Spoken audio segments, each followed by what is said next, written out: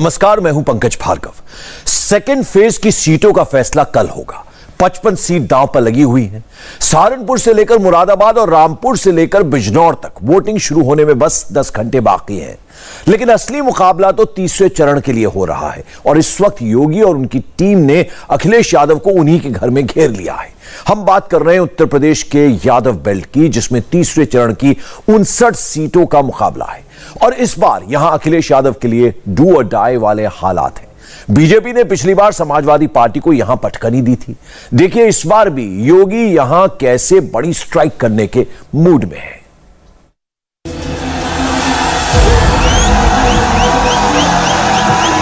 एटा range Akhilesh का नया challenge बन गई है।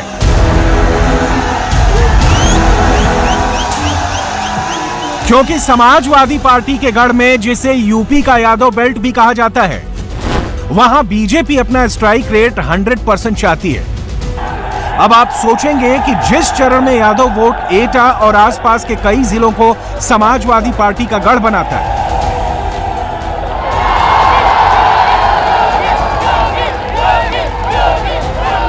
वहां बीजेपी कैसे 100% सीट जीत सकती है। इसके लिए 2017 के आंकड़े देखिए। 2017 में यहां बीजेपी का स्ट्राइक रेट 83% था। बीजेपी तीसरे चरण वाली 59 सीटों में 49 सीट जीती थी।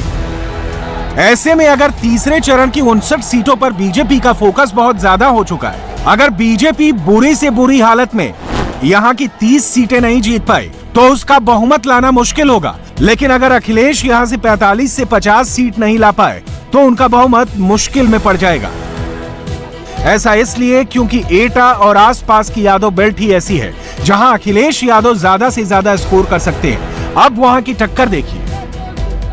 एक हाथ पर विकास की छड़ी होगी और दूसरे हाथ में बुलडोजर का लेबर जब चलेगा। कि जैसे ही पहले चरण का चुनाव खत्म हुआ है, भारतीय जनता पार्टी के नेताओं की भाषा बदल गई है। भारतीय जनता पार्टी का सफाया हो चुका है। सपा मुखिया की नहीं, हमने ही विकास किया। मैंने कहा कौन सा विकास? उन्होंने कहा देखिए मुझे और याद नहीं, लेकिन एक याद है। मैंने कहा क्या याद है? कहा कि हमने तो कब्रिस्तान की बाउंड्री वॉल बनाई है। भाषा बदल गई कि नहीं बदल गई? एक तमाचा मारा है और मैं फिर आपसे कहने के लिए आया हूं इन लोगों के लिए जो लोग सपना देख रहे थे। का सबसे बढ़िया काम था सांड पकड़ने का, वो भी नहीं पकड़ पा रहे। बताओ, सांड खुले घूम रहे हैं, किसानों को बर्बाद किया है।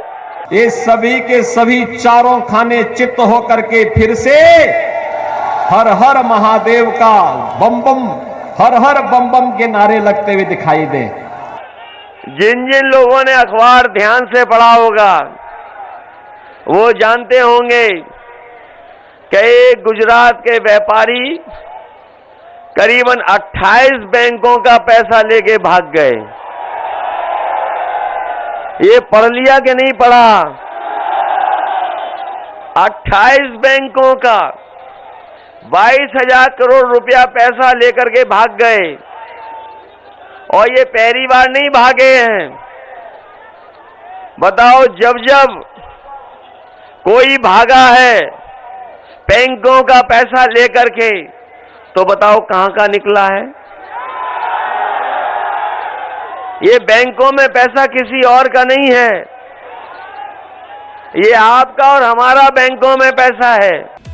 कन्नौज और औरैया से लेकर एटा, वहीं मैनपुरी और इटावा से लेकर फर्रुखाबाद, यहां यादव वोट ही सबसे बड़ा फैसला करता है। यहीं से मुलायम सिंह यादव का पॉलिटिकल करियर शुरू हुआ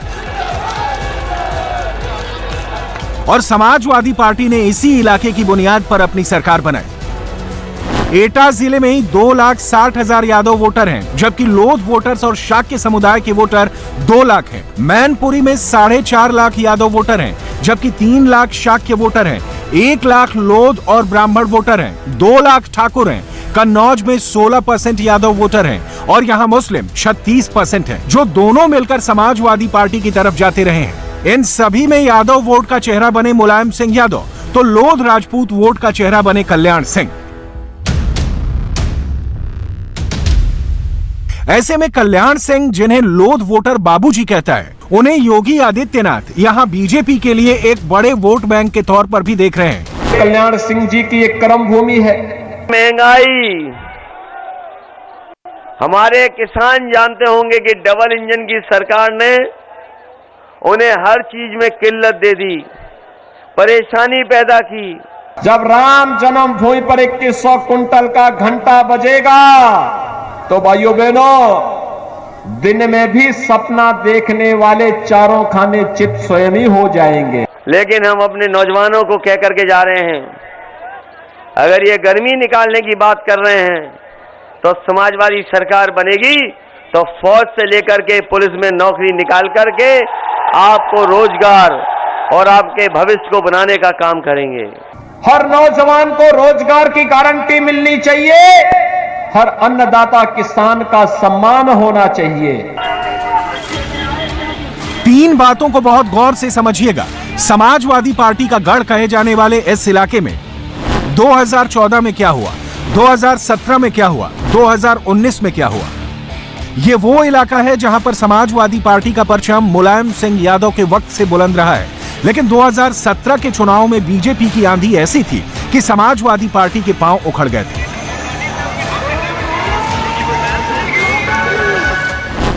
ये जनपद, यहां पर इससे पहले 2017 के पहले सत्ता के द्वारा प्रायोजित अपराधियों, पेशेवर माफियाओं के गुंडागर्दी और अराजकता का अड्डा था। आपने 2017 के बाद एटा जनपद के उन कुख्यात माफियाओं के ऊपर सरकार का बुलडोजर चलते हुए देखा होगा और उनकी संपत्ति को जब्त होते हुए भी देखा होगा। क्या इससे पहले कभी माफियाओं के ऊपर बुलडोजर चल पाता था? ये बुलडोजर चलना चाहिए ना, कौन चलाएगा? जब से साइकिल और हैंडपंप संग संग आई है, भारतीय जनता पार्टी का दरवाजा बंद कर दिया है।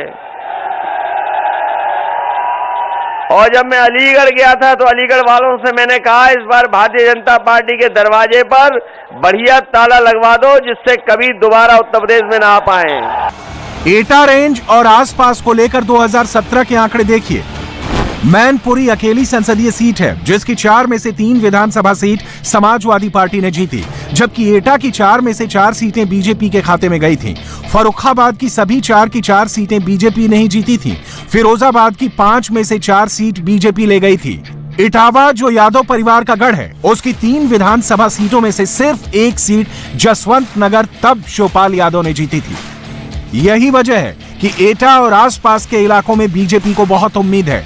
मुलायम परिवार के इस गढ़, जिसे यादव बेल्ट भी कहा जाता है, वहां बीजेपी ने अपनी निगाहें जमाई हुई हैं। 2017 में समाजवादी पार्टी के खराब प्रदर्शन होने की बड़ी वजहों में एक वजह शिवपाल यादव भी थे।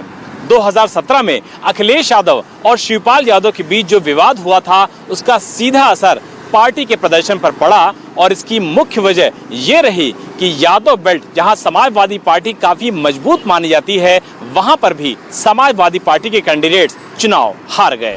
2017 के विधानसभा चुनाव में शिवपाल यादव और अखिलेश यादव के बीच अंदरूनी दरारें पड़नी शुरू हो गई थी। यही वजह है कि समाजवादी पार्टी चुनावों में अच्छा नहीं कर सकी। पार्टी की अंदरूनी दरारों ने भी वोट पर असर डाला। उत्तर प्रदेश में हमने कोरोना के जिन को बोतल में ऐसा बंद कर दिया कि हजारों की संख्या में भीड़ एकत्र है, कोरोना का कहीं अता पता नहीं। ये होती है कोरोना प्रबंधन की, कैसे कोरोना प्रबंधन होता है। प्रधानमंत्री मोदी जी के नेतृत्व में फ्री में टेस्ट, फ्री में उपचार। हमारा किसान तो है ही तकलीफ परेशानी में, महंगाई से। यहां भी डीजल पेट्रोल महंगा हो गया होगा। बताओ महंगा हो गया कि नहीं हो गया? 100 के पार हो गया नहीं हो गया? यही बीजेपी वाले कह रहे थे कि हवाई चप्पल वाले हवाई जहाज में चलेंगे। जब से डीजल पेट्रोल महंगा हुआ है, हमारे गरीबों की गाड़ी नहीं चल पा रही, मोटरसाइकिल नहीं चल पा रही। इस बार अखिलेश यादव खुद मैदान में हैं, जो मैनपुरी की करहल सीट से लड़ रहे हैं, जहां यादव वोटर 42% हैं। जब राम जन्मभूमि पर 2100 कुंटल का घंटा बजेगा तो भाइयों बहनों, दिन में भी सपना देखने वाले चारों खाने चित स्वयं ही हो जाएंगे। ये मान्यता है कि जलेसर का घंटा जब देव मंदिरों में बजता है तो जो अपशकुन होता है अपने आप दूर भाग जाता है, और जो प्रदेश के विकास में अपशकुन थे वे अपशकुन जलेसर के घंटे से स्वतः ही दूर भाग जाएगा। 700 से ज्यादा किसान शहीद हुए हैं, किसी की मदद नहीं की भारतीय जनता पार्टी ने। 700 से ज्यादा किसान शहीद हुए हैं, किसी की मदद नहीं हुई। समाजवादी पार्टी ने तय किया है कि किसानों के याद में किसान स्मारक के साथ साथ जिन किसानों के परिवारों की जान गई है, किसानों की जान गई है, उन परिवारों को 25 लाख रुपए से मदद करने का काम समाजवादी सरकार में होगा। इस बार शिवपाल यादव भी जसवंत नगर से समाजवादी पार्टी के चुनाव चिन्ह साइकिल पर वोट मांग रहे हैं। चाचा भतीजा के साथ आने से समाजवादी पार्टी को लगता है कि खोया हुआ वोट वापस पाएगी। इस बार अखिलेश यादव और शिवपाल यादव में समझौता हो चुका है। यादव वोट बैंक को लेकर कोई तकरार नहीं है और अखिलेश यादव के लिए यह सबसे बड़ी राहत की बात है। लेकिन फिर भी इन इलाकों में नतीजे चौंकाने वाले हो सकते हैं, क्योंकि बीजेपी ने भी इन इलाकों में अच्छी खासी पकड़ बना ली है। तीसरे चरण में 59 विधानसभा सीट हैं। 2017 में बीजेपी इनमें से 49 सीट जीती थी। 16 जिलों में से 10 जिलों में बीजेपी ने क्लीन स्वीप किया था। एटा, हाथरस, फिरोजाबाद, कासगंज, मैनपुरी, फर्रुखाबाद, कन्नौज, इटावा, औरैया, कानपुर देहात, कानपुर, जालौन, झांसी, ललितपुर, हमीरपुर और महोबा, इन सभी में समाजवादी पार्टी सिर्फ 8 सीट जीती थी, जबकि बीएसपी और कांग्रेस को एक सीट मिली थी। समाजवादी पार्टी के 8 सीटों में से 4 विधायक यादव समुदाय से थे, इसलिए समाजवादी पार्टी इस बार भी यहां यादव वोट बैंक पर निर्भर कर रही है, और जो उसका परंपरागत वोटर भी रहा है। लेकिन साथ ही पार्टी को डर है कि कहीं 2022 में 2017 वाला हाल न हो जाए। 2017 में बीजेपी की कामयाबी के इसलिए बहुत चौंकाने वाले आंकड़े थे, क्योंकि समाजवादी पार्टी का इस पूरे इलाके में जबरदस्त प्रभाव रहा है। इनमें बुंदेलखंड के भी कुछ इलाके हैं। महीने में 2 बार राशन मिल रहा है ना। ये जो भोजपुर को और फर्रुखाबाद को पहले इस्लामाबाद बनाना चाहते थे, क्या इन लोगों ने कभी बिजली दी? सपा की सरकार में बिजली आती थी। इन्होंने तो इस क्षेत्र को डार्क जोन बना दिया था, डार्क जोन। अंधेरे में रहने के आदी थे। और कहावत भी है ना, चांदनी रात चोरों को अच्छी नहीं लगती। और हमारे मुख्यमंत्री तो कमाल के हैं। अगर 5 साल में भी उन्होंने बिजली के कारखाने का नाम बताया हो तो बता दो। बताओ, उनके मुंह से कभी सुना हो 3x660 super critical thermal plant? बिजली का बिल आता होगा आपके घर में, तो बिजली का करंट लगता है कि नहीं लगता है? इसलिए समाजवादी पार्टी ने तय किया है कि आने वाले समय में समाजवादी सरकार बनेगी तो किसी को 300 यूनिट के लिए कोई पैसा देना नहीं पड़ेगा। 300 यूनिट बिजली फ्री होगी। 2012 में जब समाजवादी पार्टी की सरकार बनी थी, तब समाजवादी पार्टी को यहां 37 सीट मिली थी। इसमें कन्नौज, इटावा, मैनपुरी और एटा की सभी सीटें सपा के खाते में आई थी। सपा की सरकार के समय बाजारों में बम चलते थे, व्यापारियों का अपहरण होता था, बेटियां स्कूल नहीं जा पाती थी, छोटी छोटी बातों को लेकर के कर्फ्यू लगता था, दंगे होते थे। अब भी कर्फ्यू लगता है क्या? अब भी बमबाजी कहीं होती है क्या? होगा भी नहीं। अब तो कर्फ्यू नहीं, कावड़ यात्रा निकलती है, कावड़ यात्रा, और बमबाजी नहीं होती, बल्कि हर हर बम बम के नारे लगा करके हमारा कावड़ यात्री निकल करके भगवान शिव के मधुर भजनों को गाता हुआ भगवान शिव का अभिषेक करता है। जितनी भी खाली वैकेंसी हैं उनको भरने का काम समाजवादी सरकार में होगा, जिससे नौजवानों को नौकरी और रोजगार मिल जाए। हमने देखा लखनऊ में ये बीएड वाले लोग न जाने कितना आंदोलन किए हैं, ये पिछले कितने वर्षों से भटक रहे हैं, ये भटक रहे, बीटीसी वाले भटक रहे, ये शिक्षा मित्रों को न जाने कितना अपमानित होना पड़ा, 69,000 वालों को न जाने कितनी बार लाठी खानी पड़ी, और रोजगार सेवक से लेकर के बहुत सारी ऐसी नौकरियां जिनको भारतीय जनता पार्टी ने जानबूझ करके उलझाने का काम किया, और उलझाने का इसलिए काम किया कि हमारे नौजवानों को नौकरी न मिल जाए। यूपी के चुनाव में अभी मुकाबले बहुत हैं, लेकिन असली खेल अब शुरू हुआ है। अब चैलेंज एक दूसरे के गढ़ पर अटैक का है और अपने गढ़ को बचाने का है। जो मुकाबला तीसरे चरण में अखिलेश के लिए बड़ी टक्कर है, ठीक वैसा ही मुकाबला आखिरी के चरणों में वाराणसी और गोरखपुर में भी देखने को मिलेगा, जब नाक का सवाल योगी आदित्यनाथ के लिए भी होगा। इंडिया टीवी हर वक्त हर जगह डाउनलोड करने के लिए सर्च करें India TV news Google play store या ऐप स्टोर पर।